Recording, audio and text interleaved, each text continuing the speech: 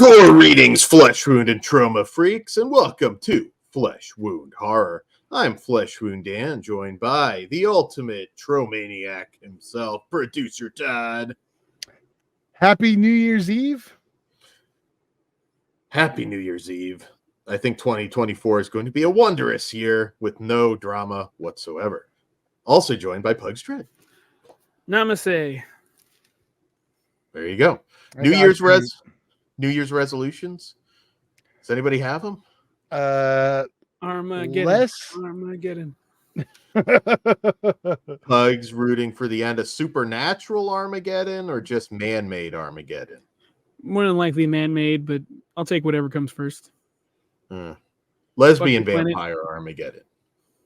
I can't get anything done. Todd, I like the moniker of Tromaniac, though. That's pretty cool. Good call. Yeah. I get all those patches I want. Jesus. I almost bullied Todd into spending how much money for that cardboard cutout? Toxic. Dan, you couldn't bully me on your death. I almost did, Todd. You did not even move the needle. Not even move the needle. You got your bid up to what for that? You were what, like 400? No, I tapped out of like 2. Okay. Maybe. You were a little went to the point I was like, nope. And you know, if it had that very rare mop attachment, you never know. It's still, I don't think you would be bullied into getting it though. Oh no! If Dan thinks he had any influence on my bidding, he is insane. I had a few of those, a handful of those at one point, and just cats, dogs. And it was at the point where it's like, why keep collecting these if I'm shoving them in a closet so they don't get clawed up or pissed on? So you can say you have it because you like to do that. I know that's like 90% of damage. Oh no, I display though. If it's something that I shove in a closet, I will get rid of it. I do display my your sexuality. Nice. Anyway, Happy New Year, Dan. But that works too. They're both So yes, so lots of great things coming from Flesh Wound in 2024. So stay tuned. And what's the most important thing of 2024?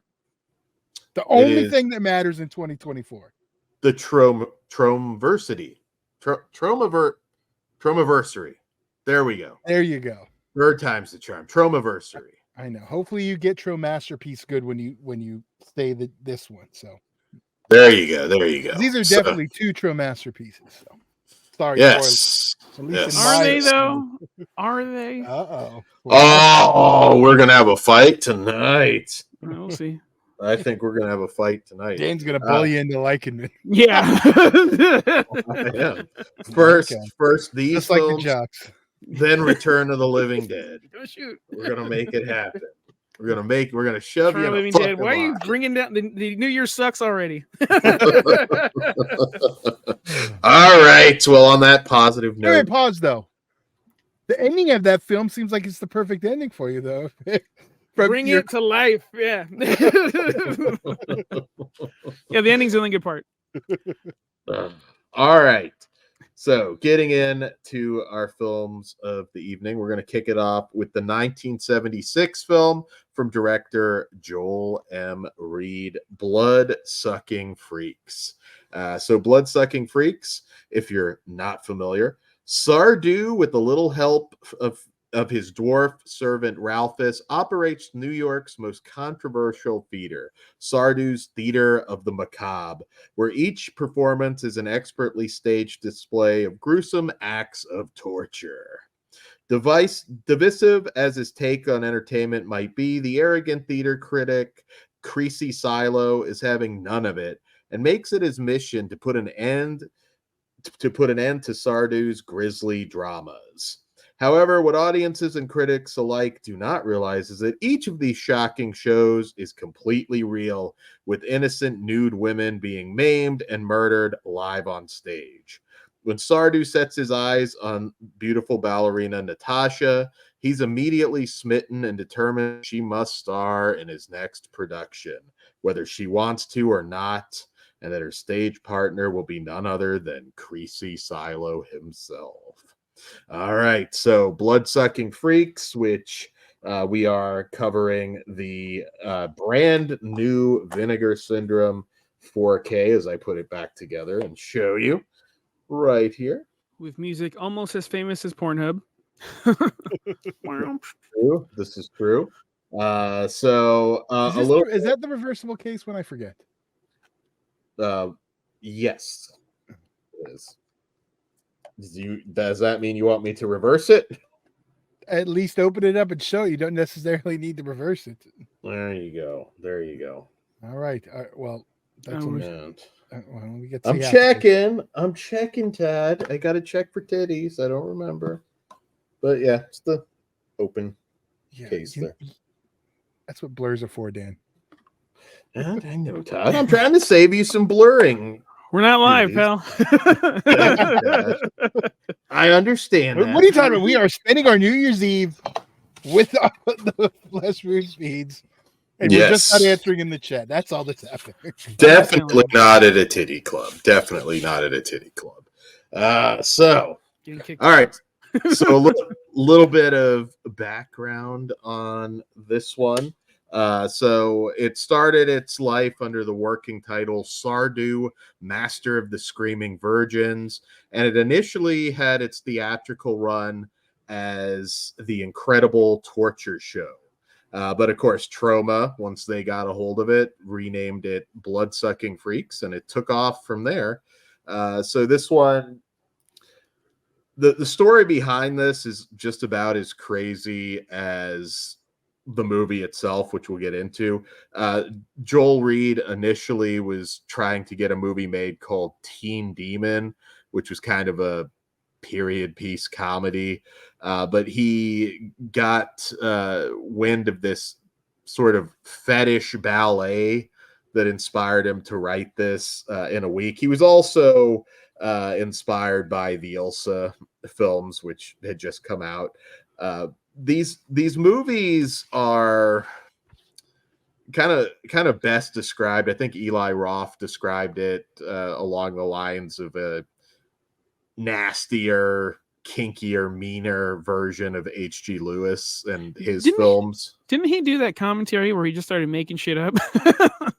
Eli Roth did do that commentary before he blew up. He got paid, hilarious. I think, $50 by Lloyd, which actually sounds a little high. I was going to say, I think he's probably upping his rate. Yeah. You want Charlie calling him up like, all right, I'll give you 20. I feel like that $50 included like some expired McDonald's Happy Meal coupons. Back when they had those dollar McDonald's money, whatever it was called. It's New York, kid. Just go suck some dick. It's next. You know what? McDonald's probably paid him off for cutting into the Troma building with some McDonald's bucks. So, I love this era of NYC, just sleazy, nasty horror. And this is among the sleaziest. A little bit of background on just some of the cast. This, of course, Ralphus, Louis De Jesus, they picked him up from Ringling Brothers Circus. Joel M. Reed claims initially that Hervé Villachez of Fantasy Island fame was going to play Tattoo, was going to be Ralphus, but he had, if I recall as the story went, he just disappeared and decided to go back to France, and when they got a hold of him, he just said it was easier for a person of smaller stature to get laid in France. So is that right? I guess so. He wasn't. I don't think he was Tattoo yet. Was Fantasy Island on 76 now? No. Okay, so he right his before, priorities right though. Right on. He didn't have to go to France once he got that Fantasy Island fame. That's for sure.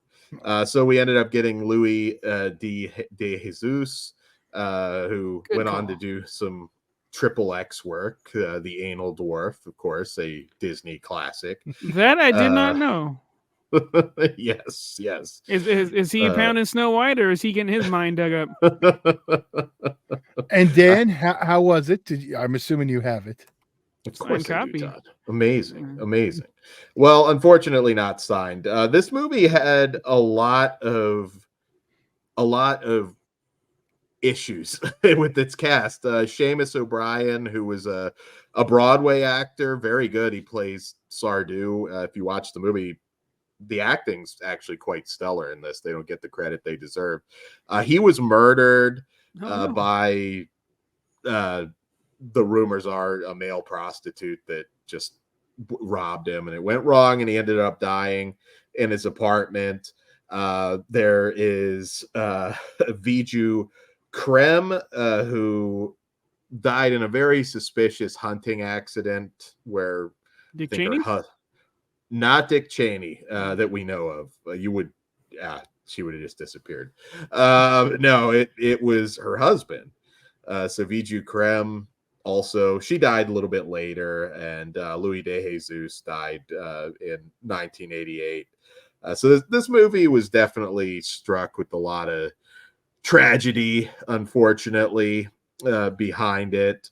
And it was made up of a lot of adult film, not adult film, but fetish actors that they had actually gotten the location from. It was essentially a dungeon, and it wasn't even set decorated that much. A lot of the stuff you see in this film was just there, and it was a mixture of some of these basically BDSM people, and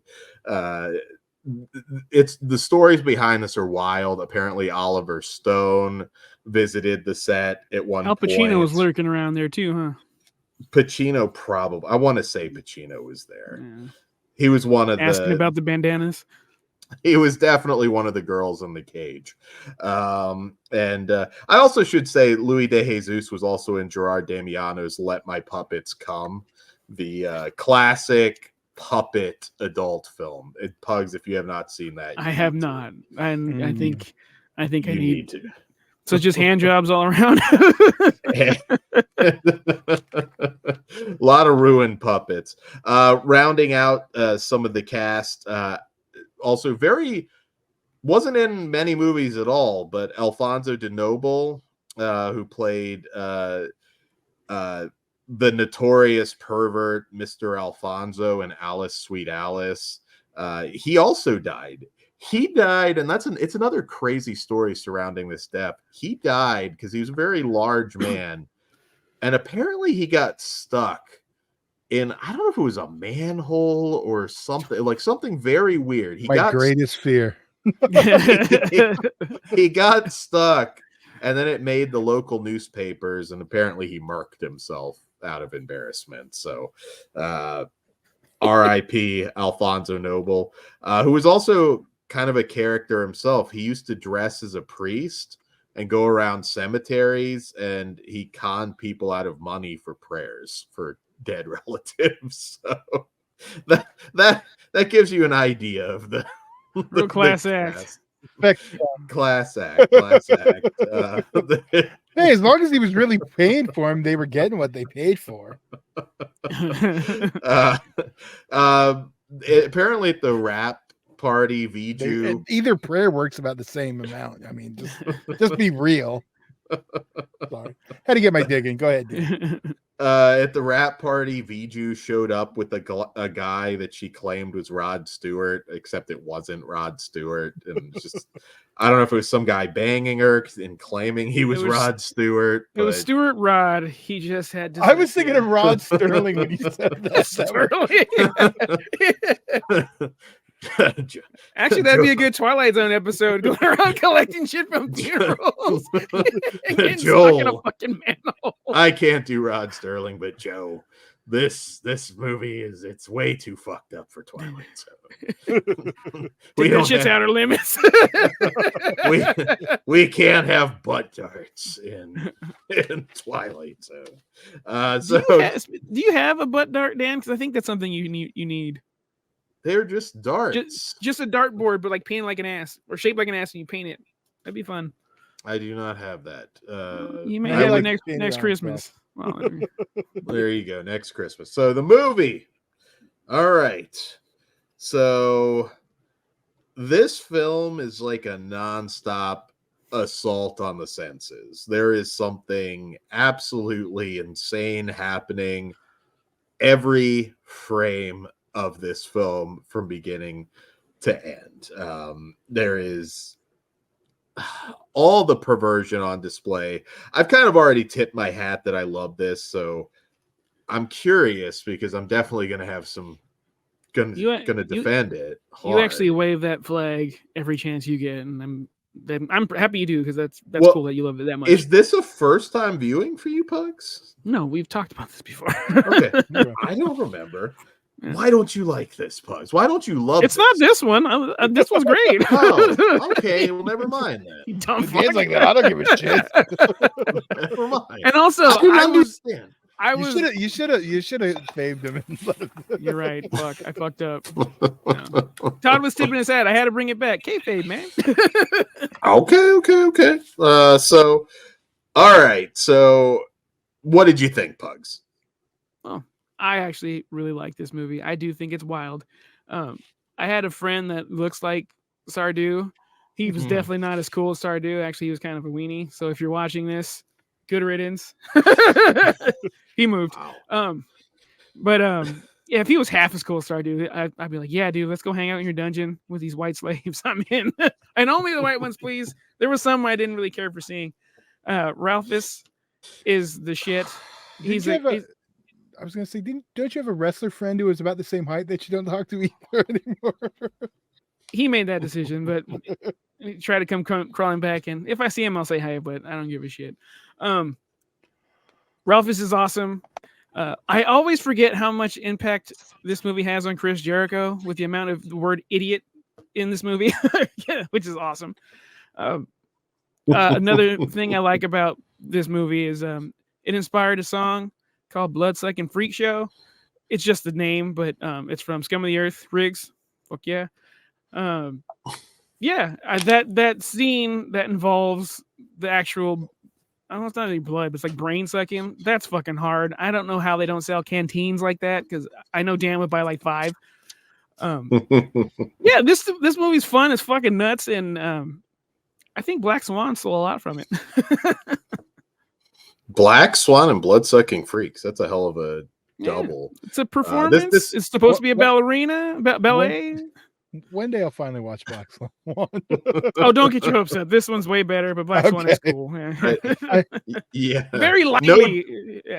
No darts are thrown into Natalie Portman's ass. Not a single one. At least on this is also that movie where even Lloyd Kaufman thought it was a bit much. So that tells you something if you haven't seen it. It's very mean. Now I would say, in my opinion, also hilarious, but it is very could not be made today. And I'm not talking about the gore or anything like that, just the tone of it. Like, it could not be made today. It's how have you not dressed as Ralphus for Halloween? You get a bag of popcorn, some overalls, a yellow shirt, a fro. Because I'm not short. That's make it like size. Make it a big bag of popcorn. Dan, it's 2024. You can height up the part. These are facts. Okay. Anyway, you'd be much better off as the other Ralph. So I'm just saying. So I think Lloyd's always had a little bit of a love-hate relationship, because they obviously were forced to cut this for an R rating. So he pulled a little bit of a trick, not the first guy to do it, where he sent out the uncut version under the R rating, and some dumbass mother took her kid to it as though it's though Bloodsucking Freaks was somehow going to be family entertainment, and was upset. I believe he ended up having to pay a $10,000 fine, which, that time Lloyd hates this movie then 100%. he absolutely he had to pay money. I always liked the fact that even like Ralphus and Sardu were grossed out by the sadistic doctor pulling out the teeth, and all of that. Just Velveteen Rubdown. He was smart. It's like, I'm not gonna get my shit bit. treat her head like a Capri Sun. Fuck it. Damn. That was pretty fucked up. The making the girl hold the guillotine with their mouth before being decapitated. The everything just works really. This sounds child friendly to me. Yes, I'm sure that was very very interesting. I'm wondering at what point the mom took her kid out of the movie. Right before the credits rolled, that scumbag. Well, hold on, honey. I want to see how this ends. I wonder if the uncut version includes the oral scene that was cut on the old Troma versions. No, that for a long time just was lost. I understand that, but I don't know at what point it was lost. It could have been lost post theatrical run. This is true. We could say it's an LGBTQ horror film. Because, Ralphus and Sardu did have a relationship. So or we could just call it a horror film and leave it at that. 2024, man. Yeah. It's a classic gay horror film. That's all I was saying. Holes. They appreciate it. Yes, 2024. They are more progressive than we are today. All holes matter. They were, and sometimes you have to make new holes. New holes are better. One big one.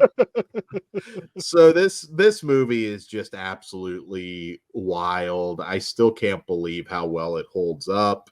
It very, like I said, it's much better acted than your typical H.G. Lewis film, and I am an H.G. Lewis guy. He was a stage guy, so he was bringing out his inner Vincent Price, because I could easily see Vincent Price doing that role. They would have to pull a Jess Franco on Christopher Lee trick though for that to work. You cut away, Vincent Price is just reacting to something, and then it's like there's the lesbian getting her clitoris removed or something. Yeah, just cut the evil laugh. Yeah. That now that Dan just did that at 24/20, that's going to be some fun, footage to insert. Awesome. Can you imagine Vincent Price? It's like, all right, you're going to be just doing darts in this scene, Vincent. And then he's like, just that obvious cut to just a dart going into a chick's ass cheek. I want that now. Hey, look, AI, we can get the Vincent Price Blood-Sucking Freaks remake. We can make that. They have the same hairline. We can make that happen. Dan. Fuck yes, I will direct AI Vincent Price. I don't think that's how the AI works. Same personality though. You have to lie to it, to convince it to sign on. You have to lie to it. Vincent Price, and why is actually my brain is going to a totally dark place because Vincent Price got me to Thriller, and then Michael Jackson with his documentary about not non-darts but buttholes are still involved. You imagine Vincent Price is like, why is this little person going for my fly? Don't worry about it, Vincent. It's all good. It's all good. Just act happy. But anyway. I'm all for. Dan's gonna get mad at this word. I'm all for a remake, but I want it Troma in house and Lloyd in the lead. Fuck yeah! Co-sign. I would not mind that at all. Okay. That would, yeah. It would be a different tone, but can we get Chris Jericho on a green screen so he can be Ralphus? Oh, he's like Wonka. I was just gonna say they gotta Wonka him. Yeah, that's exactly what I want. I think Jericho could play the Doctor. Yeah, but I want him in as Ralphus because he's the whole reason why I like Ralphus to begin with. So Todd, I would say now, granted, it's not in-house, so we have to make that distinction. But best Troma movie ever? Second best Troma pickup ever. What's number one best pickup? For me, Pickup. For me, come on. I Last sucked it off Horror. last week. Suck it off on our first episode. I'd Which speak one? it, but it's unspeakable. That's number one. He I said love that. this multiple times, dude. I I'm know. no selling this because I'm aware. I thought pickups you were going Spinell. That's a weird one because they didn't pick it up till DVD. It was already like I don't associate it with Troma, even though it is. I get Okay, that. sorry. All you're gonna do is knock that Bloodsucking Freaks together. Now. Third best. You gonna remind me other ones I really, really like. But what It's is your top take? 3 Troma pickup? Is that better? There you go. What is your take on Bloodsucking Freaks? What did you think when you first saw it? Because obviously you're picking it up. You're obviously expecting something a little more intense, but the deviance in this film is pretty strong. I thought it was going to be like a different version of Freaks to begin with. I didn't really have expectations other than it had a Troma logo. I mean, I didn't know what I was getting into. I just knew I was going to get into something. First time I saw it, I don't think I connected to it as much because a lot of it went over my head. So, I mean, I liked it. I remember the first time I saw it, but it wasn't until I think probably by the time the DVD came out and I really just, when the DVD first came out, and that's really when I was like, okay, this is, one of their best. Well, at that point, I was like, this is one of their better pickups. So, and now, but like I said, it'd be top 3 of my favorite Troma pickups. Don't ask me to rate it with the other Troma films, Dan, because then you're going to get lower and lower and lower. At some point, you got to just do a Troma ranking, not just in-house, just anything that they put out. You got to make that happen at some point, and I know that makes it a lot more difficult, but I would be willing to do that with you. Not a review. I mean, we've reviewed a lot of this stuff. I have to watch them all, so why wouldn't I review them? Well, sure, but I'm just saying the top 10. Top 10. That would be a top 10 right now. No, I could just pull up Lloyd's fucking 10 Lloyd directed films. That's Dan. I'm sorry. Any movie that's in the Troma catalog, I'm gonna guess Todd. Terraformer. Firmer. Sorry. Unspeakable. Toxic Avenger. Really? That's what you think? No, Toxic Avengers 1 for you. Is it? Okay. But you put over a fuck, I can't. Here's the thing. I say Terror Firmer or Citizen Toxic are Troma's best movies. My favorite Troma movie, because it is what I really influenced my cinematic taste for life and changed my brain structure the first time I saw it. Okay. So it's always going to be Toxic Avenger, number 1. Maybe it's good you didn't see Bloodsucking Freaks before Toxic Avenger. That's very true. Citizen Toxic, number 1 for me. Oh yeah, see, and I'm never going to argue with that because that, like, I'll go back and forth between that and Terra Firma as like the best Troma movie.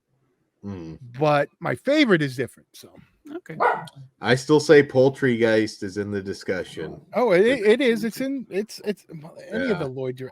I really love Shakespeare's Shitstorm too. Hopefully, more people get to see Shakespeare Shitstorm soon. Until then, I'm gonna watch it and be like, I'll pull it in. I got it. But this is just filmmaking that does not exist anymore. And I gotta say, if you look at the extras, we're not going to run down all the extras or anything, but if you look at some of the Joel Reed stuff, I love Joel Reed. I've met Joel Reed. I've literally been in line at a convention where Joel Reed, I come up to him and he just like taps me on the shoulder, like, look at the ass on her. Like, the dude was like a legit, like the first time I met him, I remember, I don't know if it was Chiller or where it would have been at that point, but it's like, man, look at the ass on her. Like, oh, hi. One you of doing? us. One of us. You look at him on the extra features. That dude is a hilarious perv. Some of his stories are hilarious, my dog. And apparently, I don't know why he didn't name. Why has he got barf or whatever? I tried to name a dog Ralphus. I tried to name a dog Ralphus when I was a kid, and it was denied. It was like, wait, what's that from? And I think because it was before. It's a Ninja Turtle. Just say that. They know I didn't watch that though, even as a kid. Well, you're doing it wrong, Dan. What did you tell them when you were watching when you were trying to sneak your porn? Well, this was pretty early, but anyways, Didn't answer my question though. That was. Yeah, this is my cat, Ron Jeremy. This is my frog, Peter North. This is the hedgehog. I just call him hedgehog. Why does Dan keep asking us for a damn hedgehog for his? And also R.I.P. Joel Reed, who did pass during lockdown. So funny. He claims that he banged Marilyn Monroe, which while she was awake. I would assume. I wouldn't. But yeah, R.I.P. Hilarious, absolutely hilarious. So, closing thoughts before we rate this one. Yeah, I'll say this: the new Vinegar Syndrome Blu-ray. Not that the last Blu-ray was bad, but this is definitely a step up. And yeah, great set. I will be keeping my Troma Blu-ray too. Nice. I get that. On the movie, this is definitely worth seeking out, and now that's easily available, you should definitely check this out. I enjoy it. You'll enjoy 4K. it. Yeah. 4K. So I'm a 5. Just no shock. Pugs. I'll go with a 5. Yeah, because I'm between a 4.5 and a 5. But you know what? With the new upgrade, let's go 5 this time. Yeah, I'm a 5 on this one. Like I said, it's Unspeakable is another one that connected with me at the right age and right time, or the wrong age and the wrong time, however you want to put it. Like me and the accused. Can you imagine if Hervé Villachez did play Ralphus? He's got nipple clamps on. DePayne. I know Dan was saving that one. That was a good one, Dan. I'll give you props on it. Barry Horowitz. Oh, Jesus Christ. Well, happy Hanukkah, Barry. Indeed. Maybe he's the AEW devil. You never know. Yeah, and Indeed was the wrong character. I think that might have been revealed already, but who knows? No. No, I don't think so. Well, maybe. It's 2024, right. Dan. Well, about to be. About to be. And about, I don't know. Depends it was on revealed yesterday. There you go, Dan. Keep up. Right. So, our next film, which I'll show this off first. Pugs hate.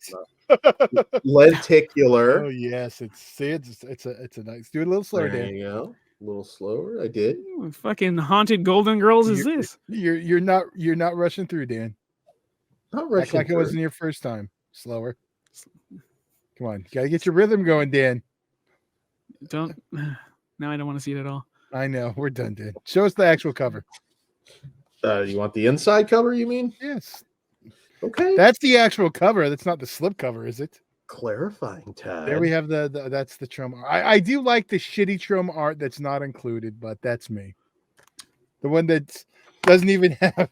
It's just the house. Lloyd's daughter on the cover. We should say. That yes, I get that. So before we get into it, I will say this was a very shitty Blu-ray before this. Very shitty. So this was anti-Blu-ray. It was like I remember popping that in and being angry. Very, very angry. That sucks, but I had a now. German DVD that looked much better. that was what was ironic too. It's just like my shitty copy that I had forever at that point was like better. And that made no sense. So So yeah, Rabid Grannies. Let's get right into it with. Well, yeah, go ahead. I was going to ask about the title because why isn't it called Rabid Aunties? We'll get into that because this movie it's a little bit strange because you're right, they're not grannies. They call them ants throughout the whole fucking movie. Anyway, and I don't. Yeah, but we'll get into it. So this is from writer director Emmanuel Curvin, who we'll talk about here in just a little bit. So Rabid Grannies is a 1988 film, and from the back cover, Elizabeth and Victoria Remington are two sweet elderly ladies who are looking forward to celebrating their shared birthday with their family at their enormous country mansion. Little do they realize that their obnoxious relatives, which include a freeloading playboy, an unscrupulous arms dealer, a brash condom manufacturer, and a terse lesbian magazine editor, are only interested in keeping their aunts in their aunt's good graces in the hopes of inheriting their vast wealth. The festivities are not long underway when a strange and sinister woman appears at the gates to deliver an unexpected gift from an estranged member of the family. A mysterious engraved wooden box, which when opened, instantly transforms the two old dears into ravenous, flesh-hungry hags. The terrified partygoers scatter throughout the mansion as one by one they meet a fittingly gruesome end at the clawed hand of the ghoulish geriatrics. Emmanuel Curvin is kind of a bit of a character. He actually had a brief flirtation with mainstream. He played Kurt Sloan in Kickboxer 2, which there's a whole story. Yeah, no. I like good one without Van Damme. Oh, shut the fuck up, Todd. That's not even fun. I don't want to co-sign with Dan. Don't make me. That was the Albert Pune sequel, and Van Damme did not come back for that. Sasha Mitchell played David Sloan, and the director Emmanuel has a very small role in this. But hold on, Todd, you don't like Kickboxer? Yeah. There's a Todd scene that is like high fiving. Maybe I need to rewatch it, but yeah, no, I Bloodsport either didn't. Tell me that stupid fucking song too. We've had this discussion numerous times. It's shocking every time. We're revisiting. We're revisiting the career of Jean-Claude Van Damme. We are revisiting his career because. Well, we need an exclusive for Flesh Wound Fists. Be sure to check that new show. Oh yes, tomorrow the debut of Flesh Wound Fists. For our Die Hard review. There you go. Tomorrow. So if you're watching, so Pugs, since is this a first time watch? No, this is like the third or fourth.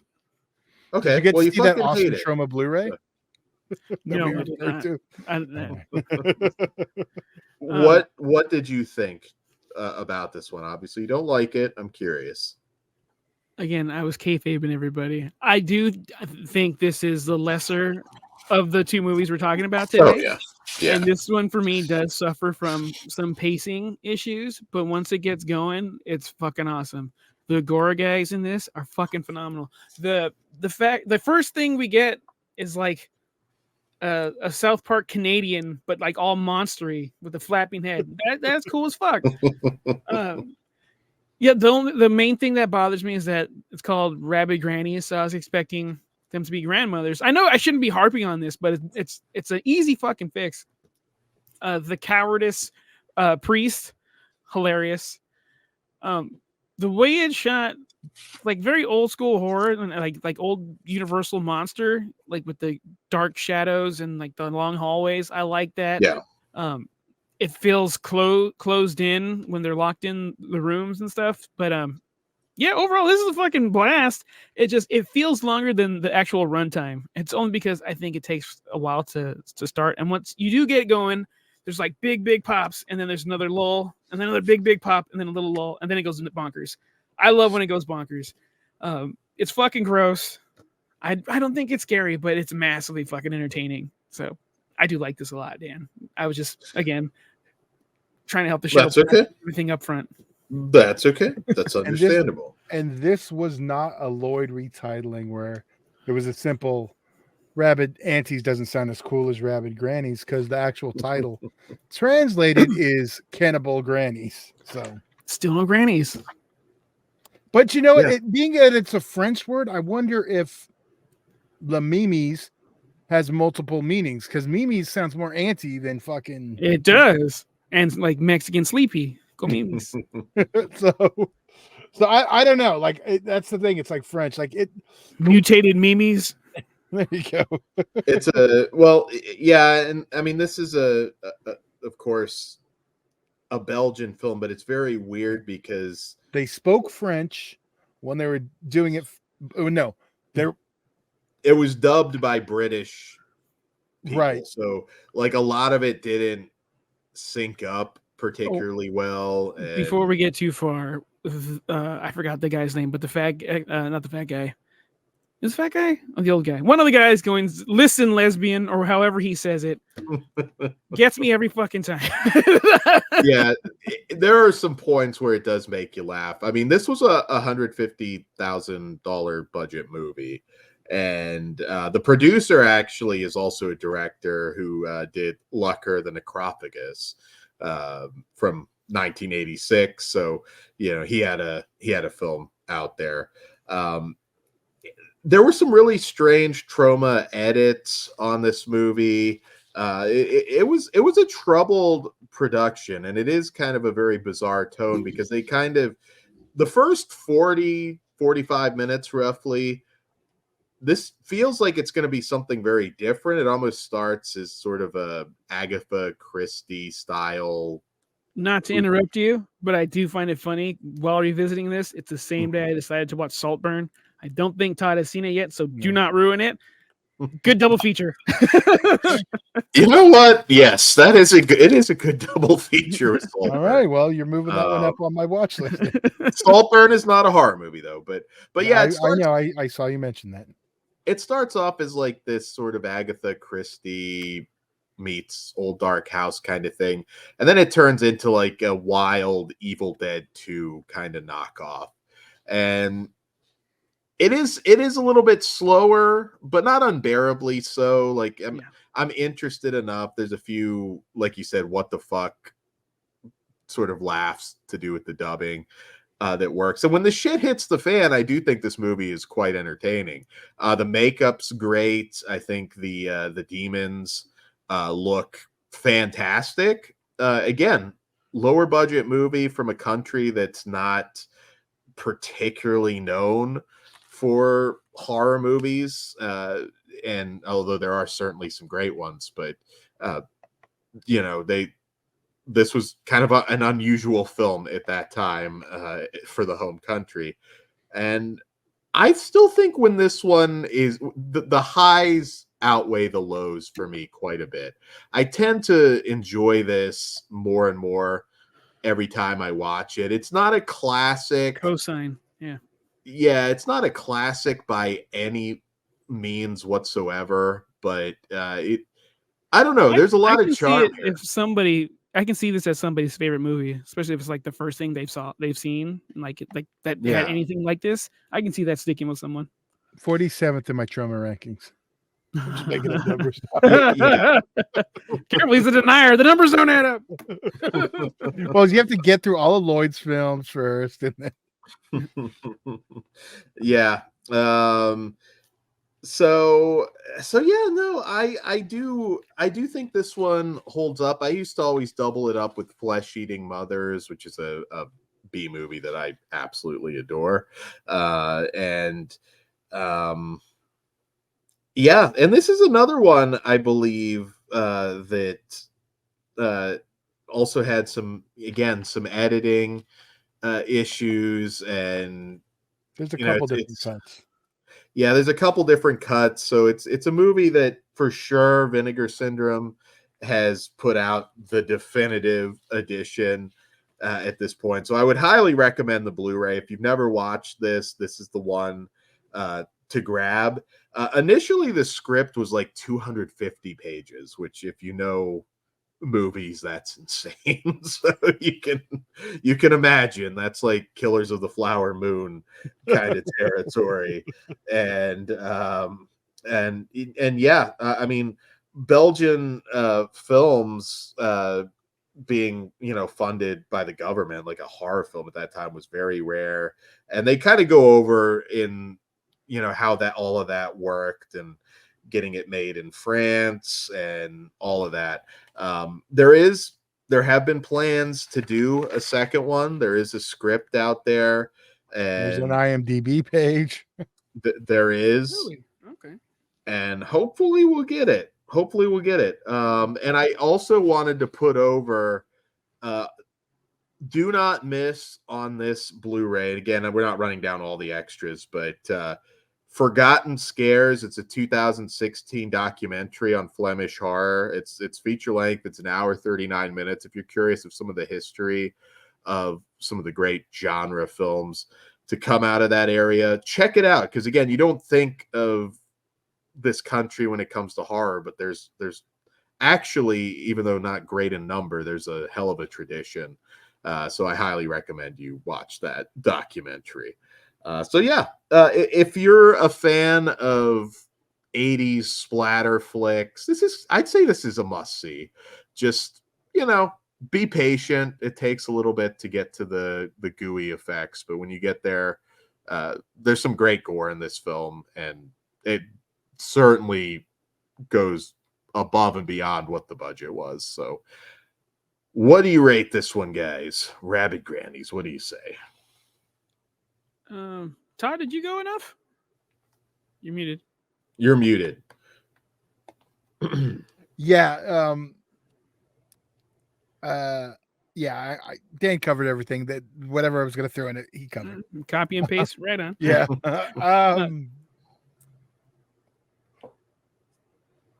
I'm a 4 today. That's where I'm at on this one. Mm-hmm. Okay. I am also a 4 out of 5. And I used to be a 3.5, so it is growing. Like Dan said, every time I watch it, this is like the third or fourth time, I can't remember which. I do find myself enjoying it more and more. So it won't be the last time I see it. Yeah, I know there's some listeners of our show that saw this for the first time on the shitty Blu-ray and kind of had mixed feelings. The upgrade is more than enough that you might see this a little bit differently. Like I said, it's a flawed film in a lot of ways, but all things considered, I'd still give this a very enthusiastic 4 stars. I do love it. I think it's entertaining. It's not the masterpiece that Bloodsucking Freaks was, but nonetheless, together, I'd say this is probably one of our stronger Troma shows. We got 2 heavy hitters. Yeah, and tonight. if we tricked you with that Vinegar Syndrome graphic to get here, it was worth it. There you go. Yeah, we're doing 2 graphics on the Troma shows just to get them. Because certain people, Orc, will Orc, who's probably not even listening to this right now, so I'll cut a promo on you, Orc. You need to get into where you can't Troma. hear it, you puss. Right. You need to get into Troma. Somebody will tell him. You need to get into Troma because this is like a match. 50 Cent fucking teasing Mayweather. And this slow it is a down, lot of fun. fucker. Well, I've shown it. It's there you go. Lenticular. There you go. 2 pump He chop. has a new target. I'm enjoying that. So yes, Orc. We will send you the non-Troma graphic. So with that being said, we're gonna have a lot more Troma coverage. Be sure to comment this video. Let us know what you think. Is there a Troma film that you would like us to cover as well, which you can also get on our Patreon, which starts at just $1. You can enjoy exclusive, uncensored, early content.